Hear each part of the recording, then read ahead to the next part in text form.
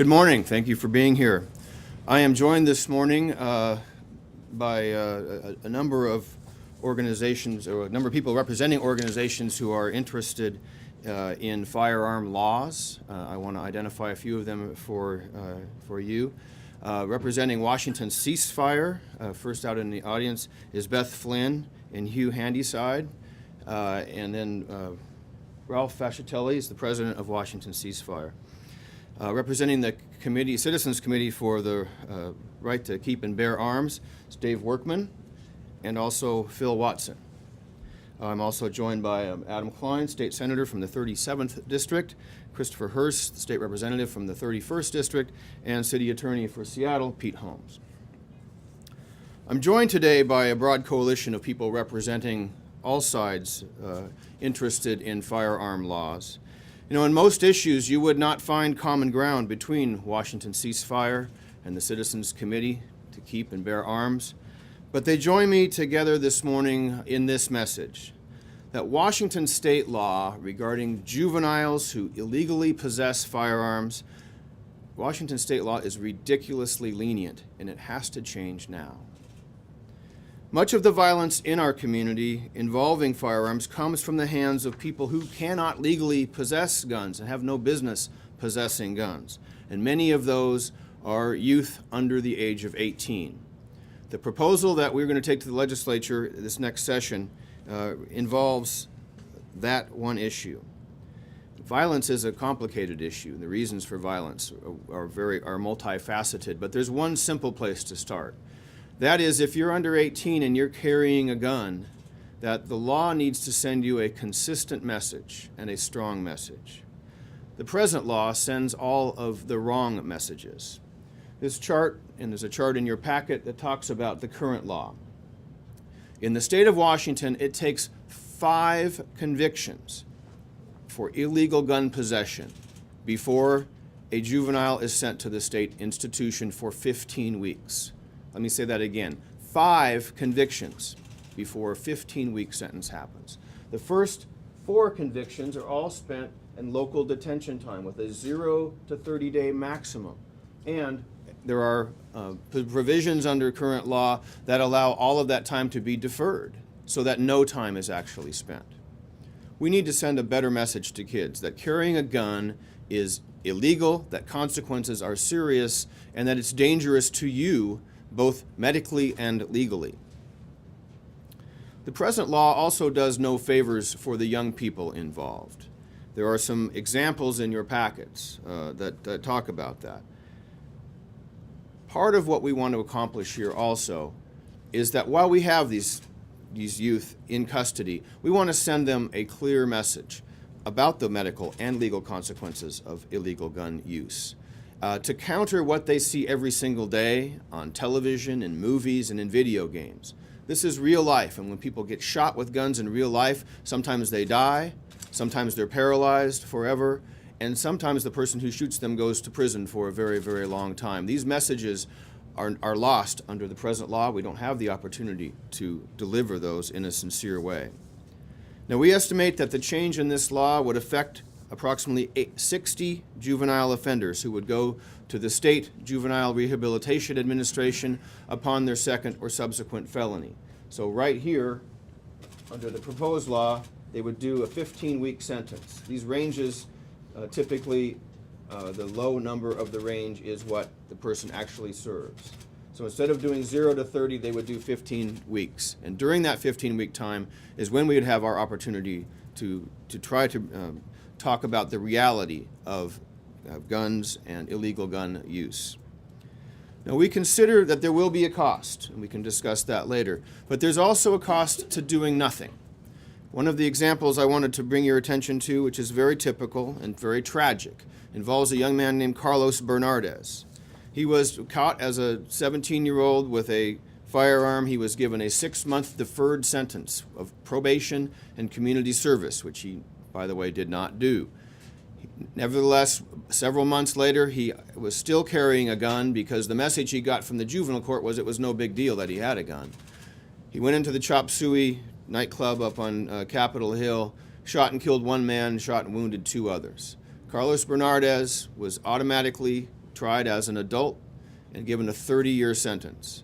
So whatever cost that we're balancing about sending kids to juvenile rehabilitation administration for 15 weeks, we have to balance on the side of what happens if we don't. What happens if they don't get that message and they end up doing adult crimes and adult time?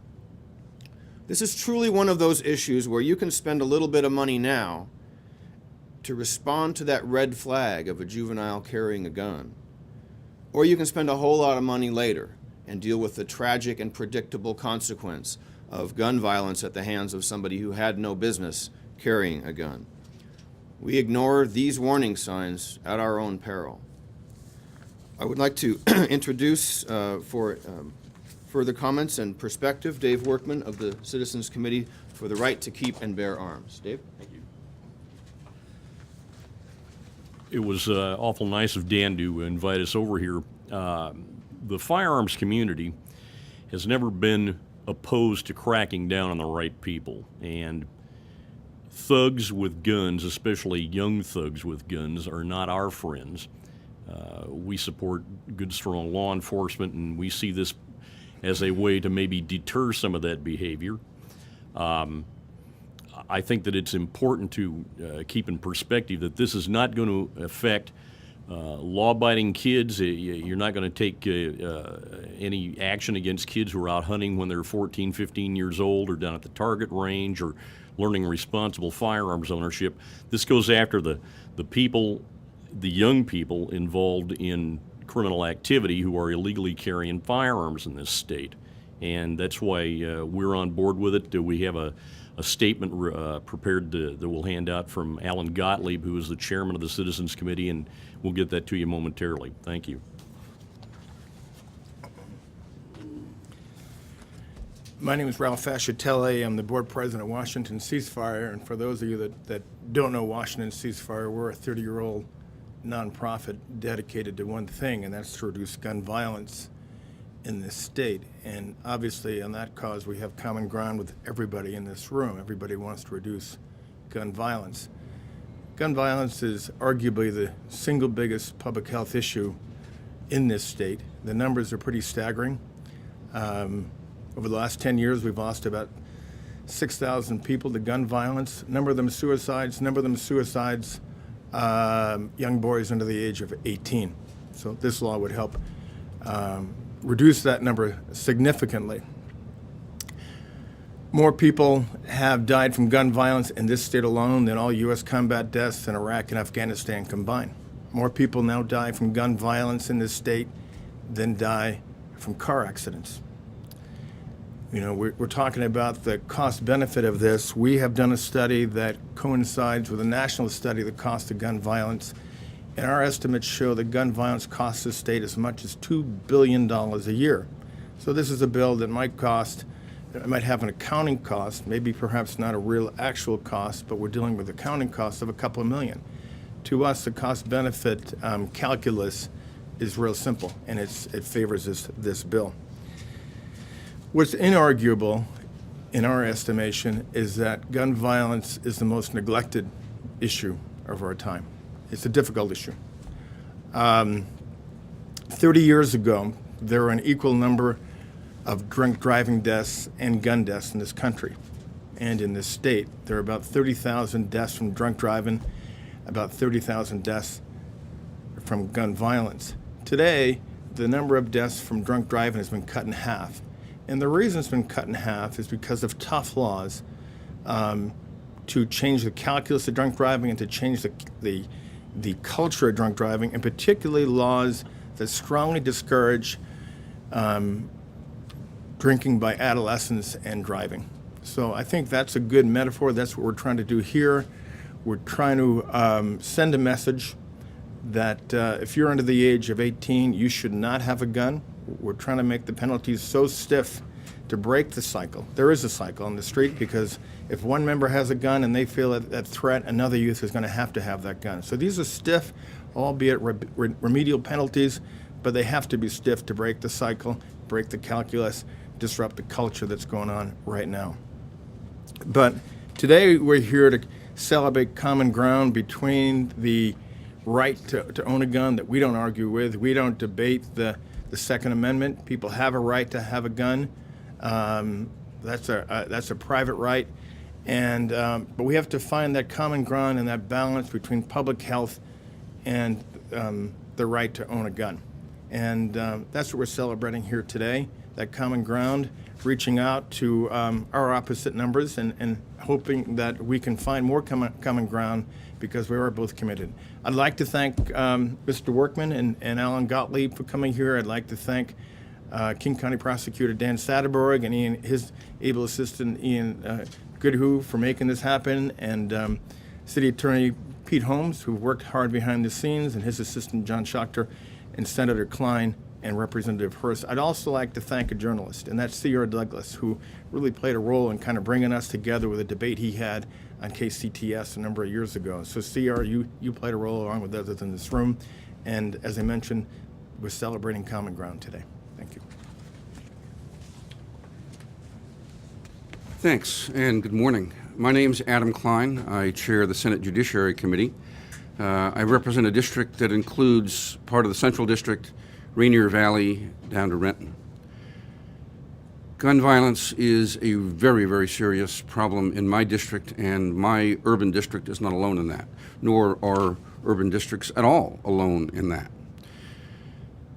I will be the prime sponsor of this bill in the Senate because I believe this is excellent policy, criminal law policy.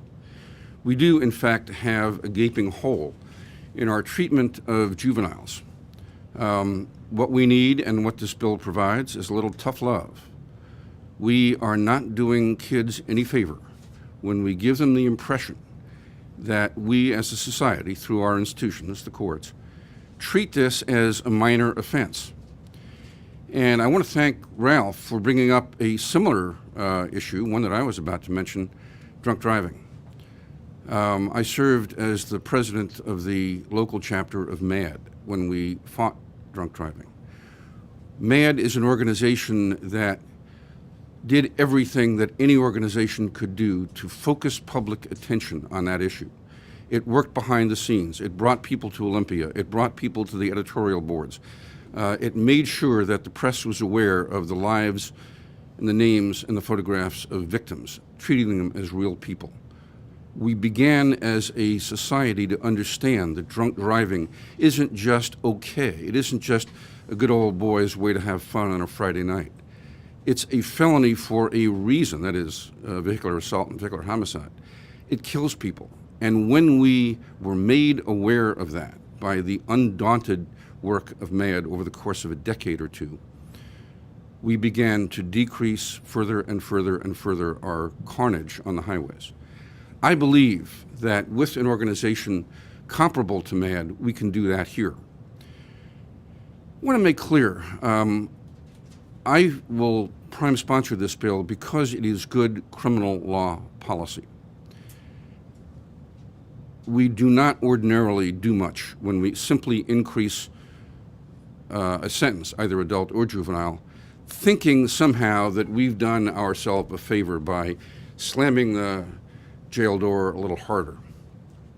That slam of the jail door may give some of us, some of elected officials, some reason to feel good, but it isn't feel good that we need in legislation, it's effectiveness.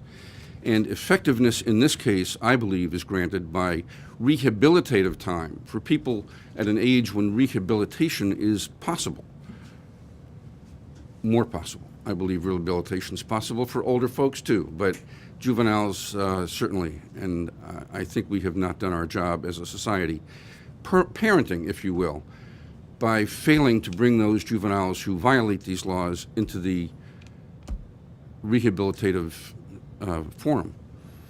But this bill does not attack nor is it intended to attack, the systemic problems that allow those kids to have easy access to guns in the first place. That, I believe, is a whole different ballgame. A bill is a gun bill, properly called, as understood by legislators, when it attacks that problem rather than the symptomatic approach of this or most sentencing bills. When we're sentencing, We're talking about after the fact, after a crime has been committed. By definition, we're reacting as a society to an event already occurred. I think what we need is more preventive work, and it is that other agenda that I hope to pursue this session as well. Thank you. Thank you very much. I'm Christopher Mohr, State Representative for the 31st District, and I'll be prime sponsoring this bill in the House. This is kind of interesting, somewhat unique, to have CeaseFire and the Second Amendment folks in the same place at the same time and agreeing. This is not common, so I'm hoping that the media takes note of that. And actually, my colleague and my friend, Senator Kline, I've worked with him for many years, and we're very good friends. We've worked very closely together. But more often than not, we don't agree on things. And I would say that we spend more time arguing in a friendly and constructive way than we ever do agreeing. So these two groups, and then Senator Kline and I saying we're going to prime sponsor the same bill dealing with criminal justice issues is a bit remarkable. So I thank Prosecutor Satterberg for bringing this forward. I also have to go back and use the same parallel that a couple of other folks have. A year ago, we stood in the same place, and we brought forward legislation that was going to change the sentences for drunk drivers that kill people. You know, that was the last couple of pieces of bricks and mortar in a project we've been working on for 25 years. And we indeed have actually cut the number of drunk driving fatalities in half. It's still too high, and we're going to continue to reduce that. But a year ago, we said that was our top legislative priority. We got that done.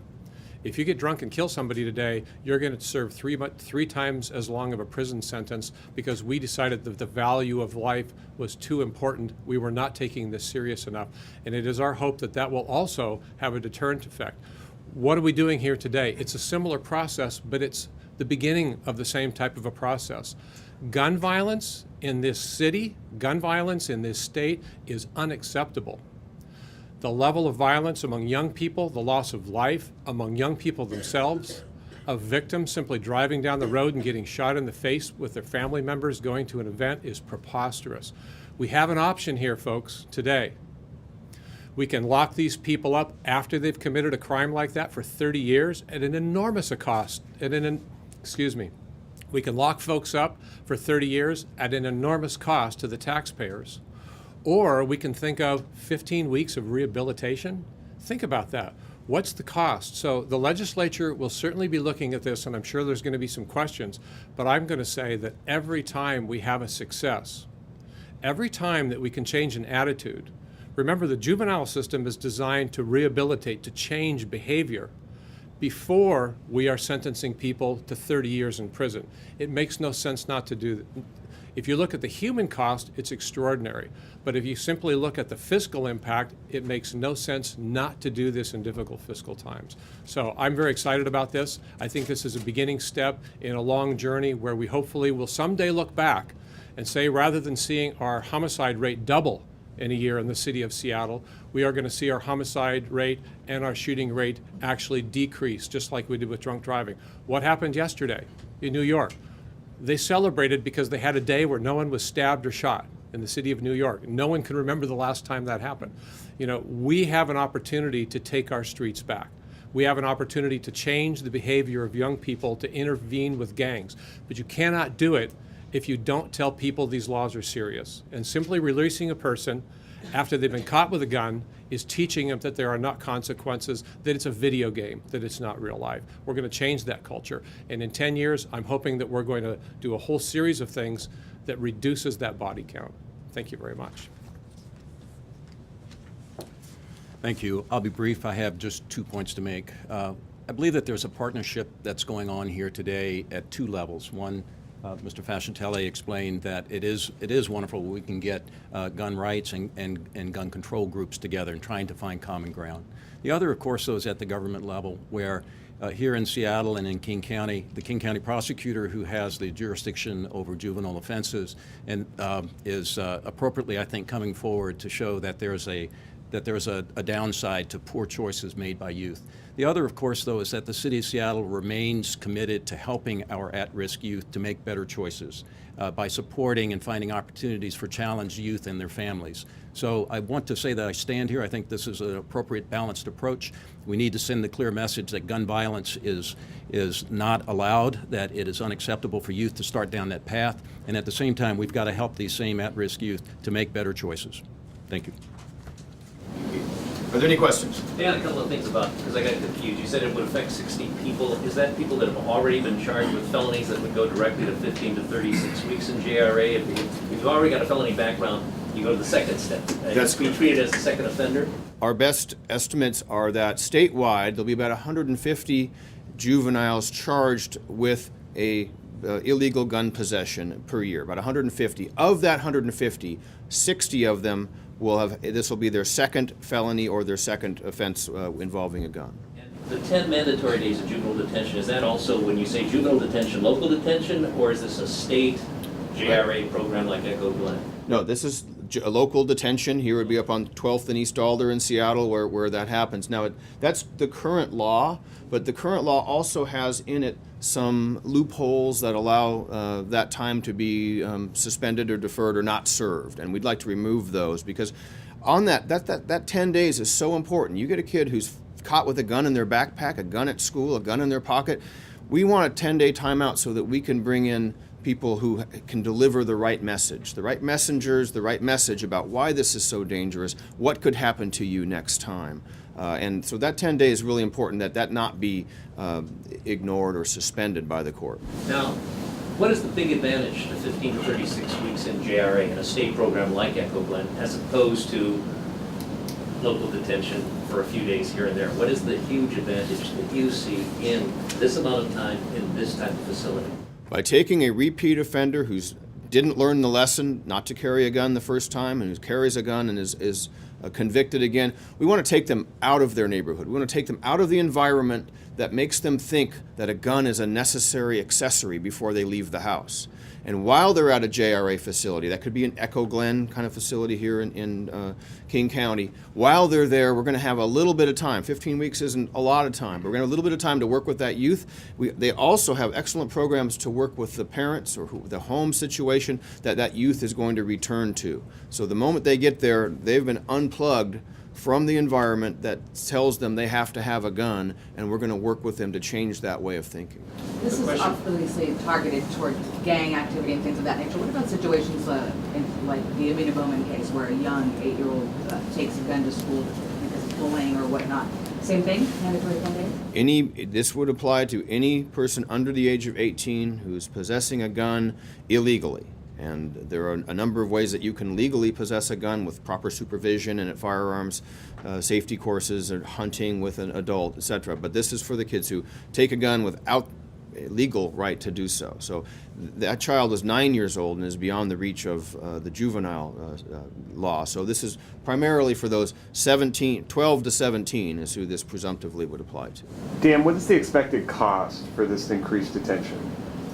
So we're talking about 60 kids who today would get 0 to 30 days, who will now get 15 weeks. So that's the cost. The average annual cost of a year in the Juvenile Rehabilitation Administration is about $24,000, according to their last remarks. So we're talking about 15 weeks, which is about a $7,000 stay if $24,000 pays for the whole year. So $7,000 times 60 kids, $420,000. That's a rough estimate. It may cost more than that, and the programs that we're talking about haven't been developed yet in order to breathe some reality into the gun situation. It's going to be, I believe, it would be under $1 million to do this and do this right. You mentioned just the second offense line item. Sorry to follow up, but it seems like all line items would have a cost, right? If you're adding the mandatory jail time for that first offense, someone's paying that. That will be that will be borne by the local county that runs the juvenile detention facility, and then the JRA, of course, would have. Now JRA has the capacity. The population at our juvenile institutions has dropped by more than half in the last 10 years. So they've closed some facilities, but they have capacity, and we think that this is an important use of this scarce and expensive resource, no doubt. A bed in any state institution is that, but this is a good use of that. And just to confirm, you're saying 420, rough guess, but that's the cost to the state. Correct. Of 60 youth doing 15 weeks, if that was the sentence they were all. To the counties as well. There would be a savings to the county because they wouldn't be doing time in local detention. So there's a lot of accounting. There'll be fiscal notes crunching this. I think that the policy as Representative Herr said, the policy here is forward-thinking, that if we can keep some of these kids from packing a gun, from pulling the gun out of their pocket and shooting somebody, then we'll have saved untold millions. It's hard to measure what didn't happen, but what we want to do is to at least take that chance that we're missing right now. Take the chance to grab that kid and say, what you're doing is dangerous and is bad for you and bad for the community. And when you say 60 kids, I just want to clarify, those are kids who've already had first offenses that are in line. That's right. Perhaps, but there could be more of it. I mean, it could affect dozens and dozens of other kids who do have first offenses, right, and then go down in the future. Yeah, our best estimate is there'll be 150 who will be charged next year with illegal gun possession. Of those, 60 of them have a prior, either prior gun or prior felony. You know, there's a issue that came up on that same question a number of years ago. And we had the same discussion over the auto theft bill. And the auto theft bill was all about the fiscal cost. How can we pay for this? What's going to happen? But what did we get out of the increased sentences for auto theft? Now, this isn't an exact parallel, but we saw a 70% reduction in that crime. So, you know, will this have a 70% reduction or a 10% reduction or a 80% reduction? I don't know. It will have a reduction because remember, this isn't punishment. We're talking about rehabilitative efforts to change behavior. So if the primary focus of juveniles is to change behavior, it should work better than the auto theft bill did. And the auto theft bill, which was punitive in nature, almost entirely punitive, reduced auto theft by 70%. Extraordinary. So we had this huge reduction in the crime, yet we have in this case an opportunity that is entirely reconstructive, if you want to think of it that way, changing that behavior. So how many cases do you have where you don't even have a kid that carries a gun again and gets rearrested? What happens to that number of 60 as it drops? But more importantly, what happens that you take those kids out of the punitive end, which is being tried as an adult and spending most of the rest of their life in prison? I think that the fiscal cost is de minimis, and I think in reality you'll see some significant savings fairly quickly. I know that's going to be a tough discussion in the legislature, but that's the case we're going to have to make. However, does this compare at all, do any of you know, to anything that any other state or municipality is doing, and has it worked? Dan just keeps track of most of those things, but Every state has a different approach to this. The large cities, that, particularly back east, that have seen dramatic drops in violent crime, have taken a zero tolerance approach to young people with guns and have done so for many years. I think this really helps us catch up to what we know is the right message to get to kids and will work. Yes. Well, you're talking about this rehabilitation element. What would that involve? I mean, are you talking about it's like a scared straight kind of thing, or So, what does it include? The curriculum hasn't been developed, but it's certainly out there. There's certainly successful ones out there already. Many years ago, my office participated in one that involved going to high schools with a doctor from Harborview Medical Center and a police officer and a prosecutor to talk about the medical consequences of gun violence, of getting shot, of living in a wheelchair, the legal consequences of being arrested or pulling it out and using it, being an accomplice, all of those things. So I think the curriculum would be fairly easy to come up with. Right now, we're simply not holding these kids long enough to try to teach them anything. What about if kids are caught with stolen firearms? I mean, there's a lot of gangs, they deal in stolen firearms, kids have got guns, that's part of, what they're dealing with. Is there additional penalties if it is a stolen gun? The possession of a stolen firearm is a secondary charge as well. And most of the guns that we do take off of juveniles have been stolen in burglaries. A lot of them have their serial numbers filed off of them, and so that can be a second charge. Stolen or Question for not, Dave though. Workman, just real quick. A couple of the speakers have alluded to the fact that this is kind of a unique situation to have a gun control guys with gun rights advocates, strange bedfellows. Can you think of any other time that you've done this, standing side by side with a prosecutor? And again, why do that? Why take this position? Well, I personally have never done that before, so this is a new experience for me. I'm usually on that side of the table, but this is an opportunity, I think, for the firearms community to do what we've typically done in the past. Hard time for armed crime, that came out of the firearms community. 3 strikes and you're out. That was started over in the office that I'm in right now. Those were ideas that kind of caught fire and they went across the country. And, you know, we all remember those days back in the 90s when those ideas were cooked up and they hit a nerve. This is an idea, I think, that it's not going to affect law-abiding citizens at all. Dan sat down with us and we talked to him. This doesn't impact anybody who has a concealed pistol license in this state, for example. It doesn't bother adults. Doesn't go after kids, as I mentioned earlier, who are out hunting or learning to be target shooting or participating in competitions. That's not even part of this, not even on the radar screen. This is going after kids who are walking around, as Dan says, with stolen firearms. They probably stole them from somebody in my community. And, you know, we think that those kids need a wake-up call, because so far, the way it seems to be working here, they're not getting that wake-up call. And if we can prevent them from going down the wrong road and support an idea like that, we're fine with that approach. Thank you. One more question? That's it? Okay, thank you very much for coming. Appreciate it.